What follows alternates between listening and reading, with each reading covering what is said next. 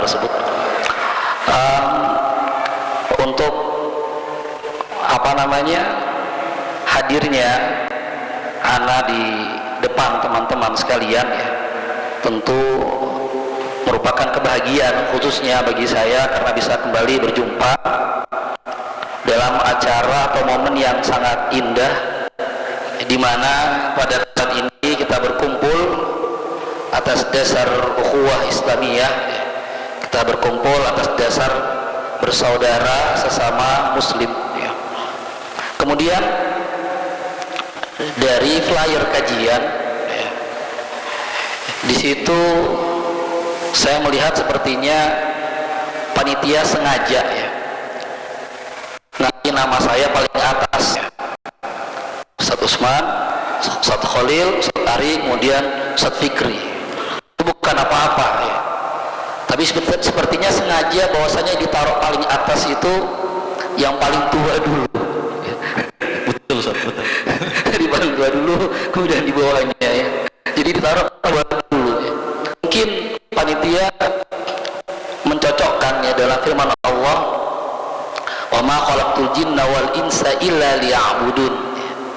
Tidaklah kuciptakan jin dan juga manusia kecuali beribadah kepada Allah. Di situ Allah Subhanahu wa taala mendahulukan penyebutan kata jin ya. Bukan berarti jin itu lebih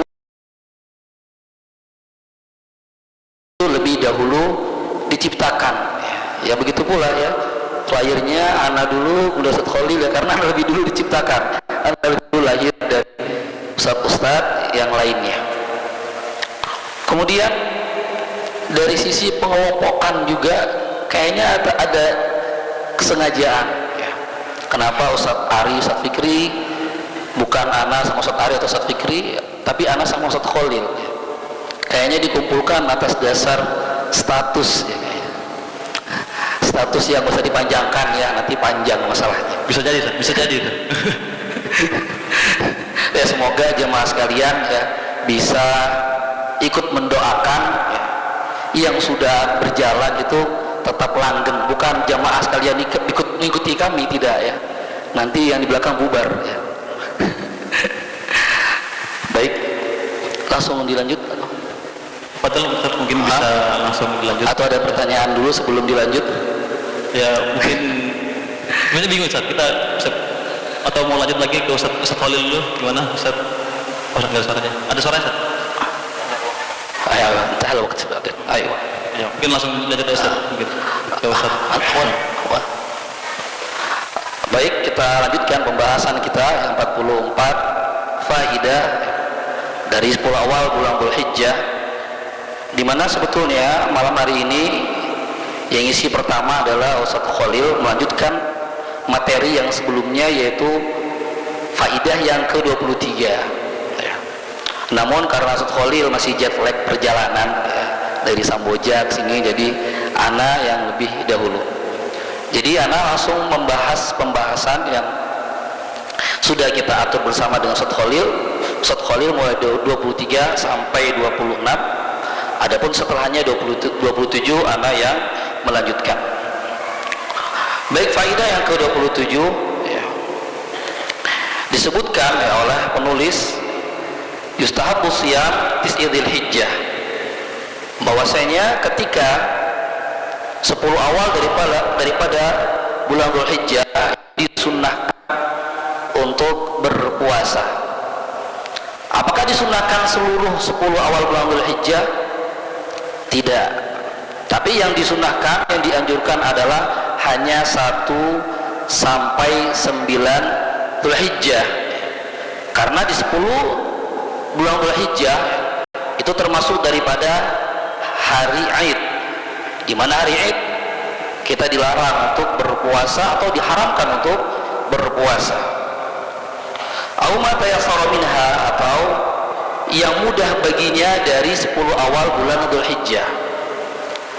Jadi dianjurkan berpuasa mulai dari 1 sampai 9 Dzulhijjah, tapi juga diberikan keringanan, cari yang mudah. Namun tentu yang paling ditekankan dari 9 bulan Dzulhijjah tentu di hari ke-9-nya. Jadi boleh seorang ngambil di hari satunya saja atau duanya saja, atau bisa dilakukan seluruhnya, ya. Tentu itu lebih baik. Karena apa? Karena kita tahu bahwasanya puasa merupakan bagian daripada amal soleh, dan telah disebutkan di awal-awal atau di kajian kemarin bahwasanya 10 awal bulan Dzulhijjah adalah hari di mana Allah Subhanahu wa taala mencintai amalan pada 10 awal bulan Dzulhijjah lebih Allah cintai dari amalan-amalan yang lainnya. 10 awal bulan Dzulhijjah amal soleh seorang hamba lebih Allah cintai, dan puasa termasuk daripada bagian amal soleh. Bahkan puasa, ya, itu ganjarannya yang memberikan langsung Allah Subhanahu wa taala dengan pemberian yang tanpa batas. Disebutkan dalam sebuah hadis bahwasanya kullu amal ibni Adam, setiap amal ibnu Adam itu yudha'af, dilipat gandakan. Al hasanatu bi asri amsalha, 10 atau satu kebaikan dilipat gandakan menjadi 10 kali lipat, ya. Ila sab'ami'ati di'fin, ada yang sampai 700 kali lipat. Jadi amal itu ada amalan-amalan di sana yang dilipat gandakan. Ada yang 10, ada yang lebih daripada itu, ya. Ada yang daripada itu sampai 700 kali lipat. Illa siyam, kecuali puasa, fa innahu li wa ana ajzi bihi, kecuali puasa kata Allah, karena puasa itu untukku dan aku yang akan membalasnya sendiri. Maka di antara anjuran ketika 10 awal bulan Dzulhijjah adalah berpuasa, karena puasa merupakan amalnya yang sangat luar biasa yang Allah beri sendiri ganjarannya. Jadi kelipatannya kita tidak tahu, bisa lebih daripada 700 kali lipat. Waqad jaa shaumuha fi ba'dil ahadits, di mana telah datang ya bahwasanya hadis-hadis yang menerangkan akan hal tersebut, wa thabatat an ba'dis salaf, ya. Dia juga telah ditetapkan oleh sebagian salaf. Kemudian di antara ganjaran, jadi tadi kita sebutkan puasa itu memiliki banyak keutamaan. Di antaranya Allah yang akan balas sendiri. Dan di antara keutamaan yang disebutkan oleh penulis adalah as-siyamu kafaratun lil khati'at. Bahwasanya as-siyam, puasa itu adalah menghapuskan kesalahan-kesalahan. Ya. Puasa itu dapat menghapuskan kesalahan. Di mana di 10 awal bulan Dzulhijjah, selain kita mengharapkan ganjaran dari Allah, karena di awal itu disebutkan amal soleh kita di bulan Dzulhijjah itu lebih dilipat gandakan dibandingkan hari-hari yang lainnya. Maka yang kita kejar di sini bukan hanya amal soleh, tapi bagaimana kita juga mendapatkan ampunan Allah, di antaranya dengan berpuasa.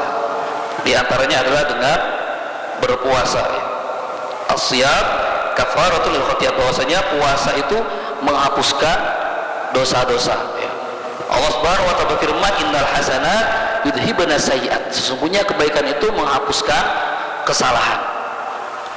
Dalam sebuah hadis juga disebutkan, wa atbi sayyi'atal hasanah tamhuha, iringilah perbuatan yang buruk itu dengan kebaikan, niscaya akan menghapuskan kesalahan. Jadi kalau kita habis berbuat dosa, habis berbuat kesalahan, langsung berbuat kebaikan dengan puasa atau dengan yang lainnya, karena niscaya kebaikan tersebut tamhuha, menghapuskan kesalahan. Kemudian wajunnatun minan nar, dan juga puasa itu adalah benteng seseorang dari nerakanya Allah Subhanahu wa taala. Jadi di antara caranya seorang muslim membentengi dirinya yaitu dengan berpuasa. Karena dalam sebuah hadis disebutkan as-siyamu junnah yastajinnu bihal abdu minan nar.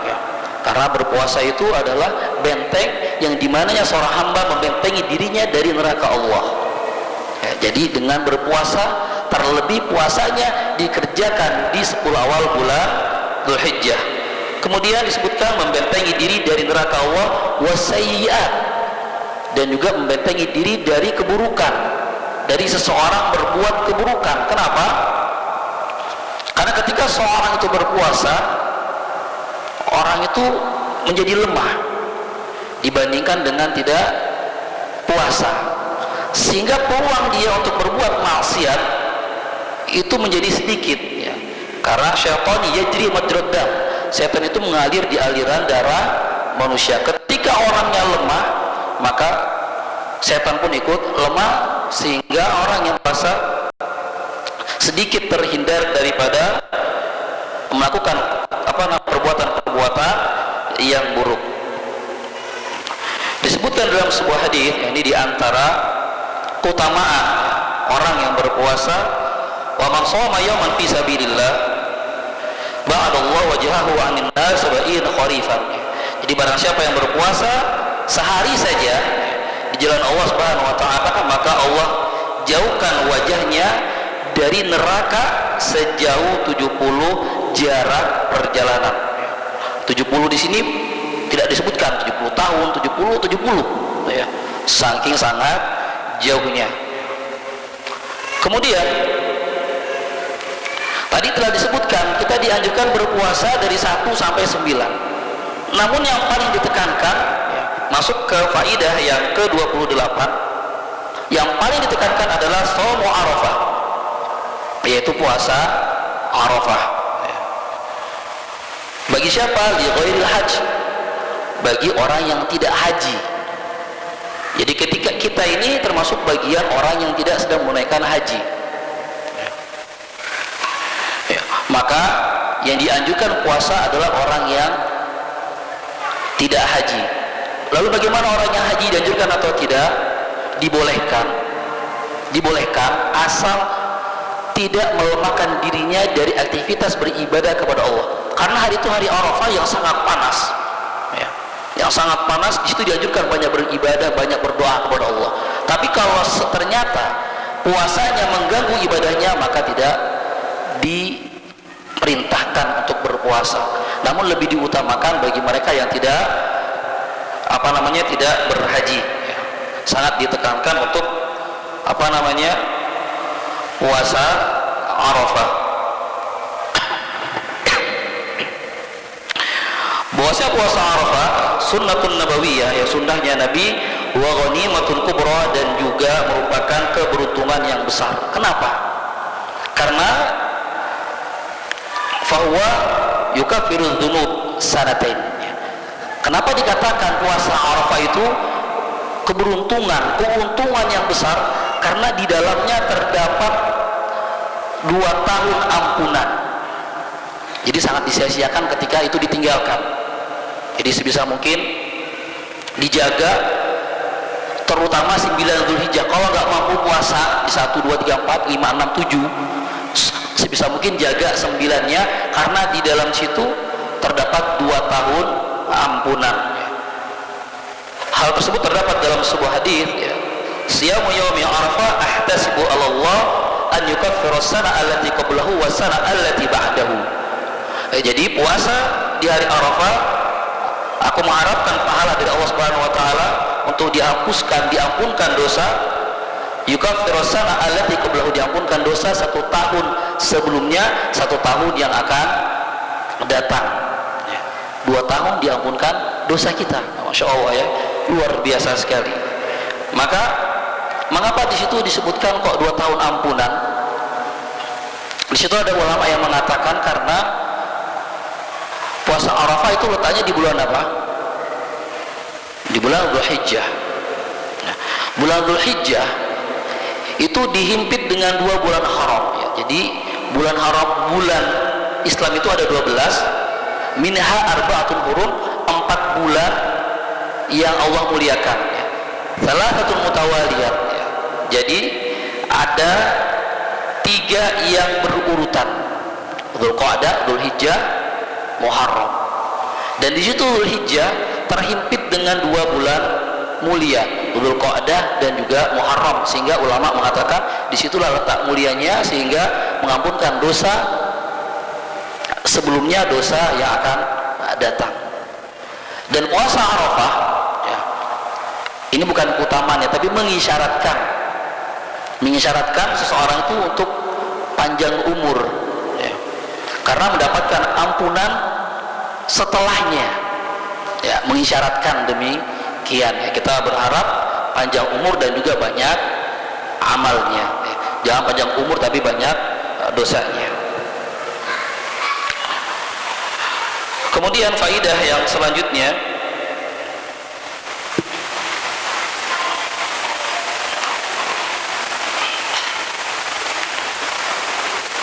al-awla wal akmal fi siyam nafil al-muayyan. Jadi yang aula, yang utama dan yang lebih sempurna dalam puasa nafilah, ya, dalam puasa sunnah, ya,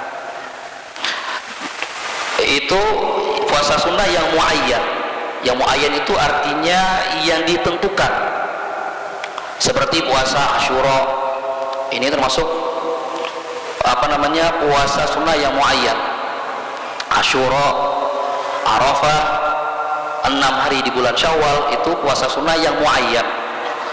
Maka di situ dianjurkan wa minhu shaum Arafah, ya, di antaranya seperti puasa Arafah,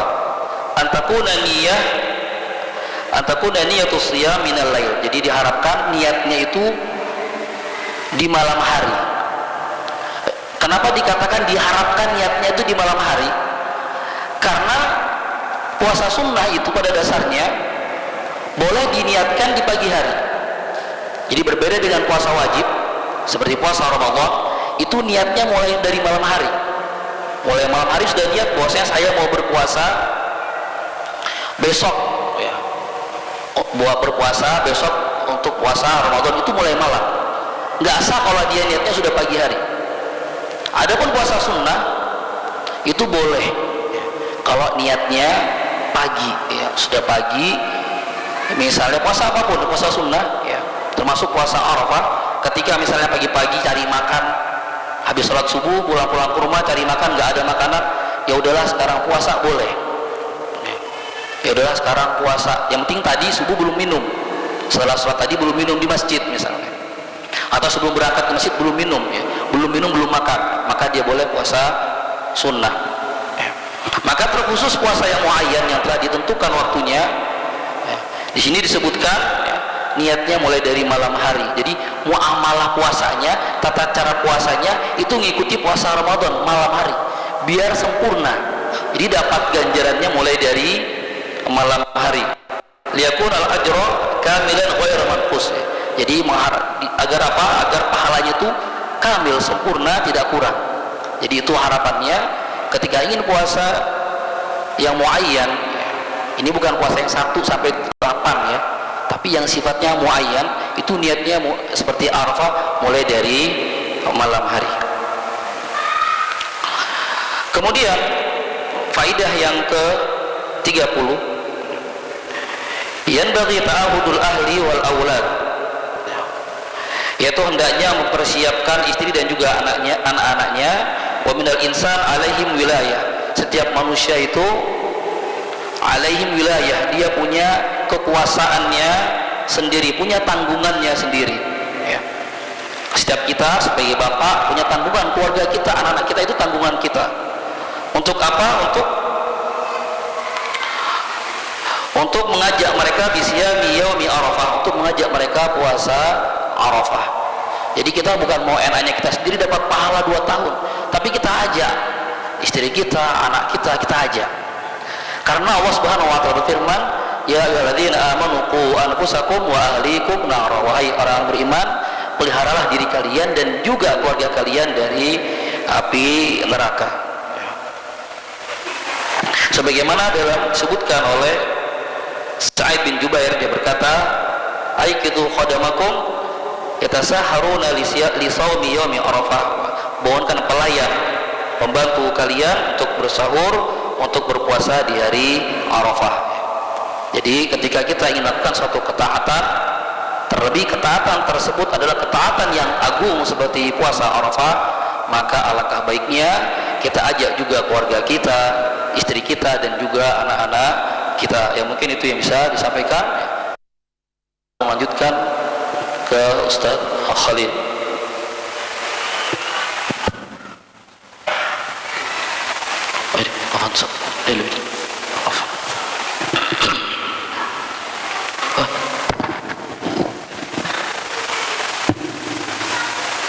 Ya, afwan ya.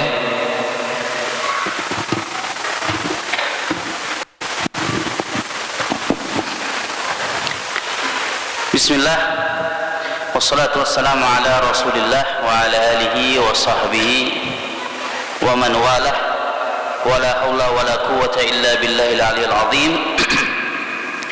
Ikhwati fillah, azani Allah wa iyyakum.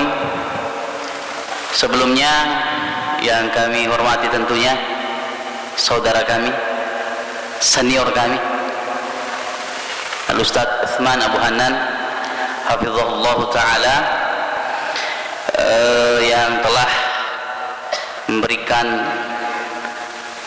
sambutan, juga memberikan muqaddimah, dan yang paling penting dari itu semua adalah memberikan kepada kita semua waktunya untuk bisa kembali memberikan faidah-faidah ilmu kepada kita semua, yang tentunya kita akui para ikhwan, para jamaah kaum muslimin ini merindukan sosok Ustaz Utsman, ya nih, ya, karena seperti yang telah kita ketahui, beliau menuntut ilmu lagi, insyaallah menuntut ilmu di Haramain. Walhamdulillah, kembali beliau bisa menyempatkan untuk duduk bersama kita di tempat ini. Kita syukurin, ya, ini merupakan nikmat yang begitu besar. Kita masih bisa diberikan taujih, bimbingan, nasihat oleh beliau, ya. Walhamdulillah. Perlu kita ketahui juga, seperti yang disampaikan tadi, ana dengan Ustaz Utsman itu sudah cukup lama kenal. Kenalnya dulu waktu di Yaman.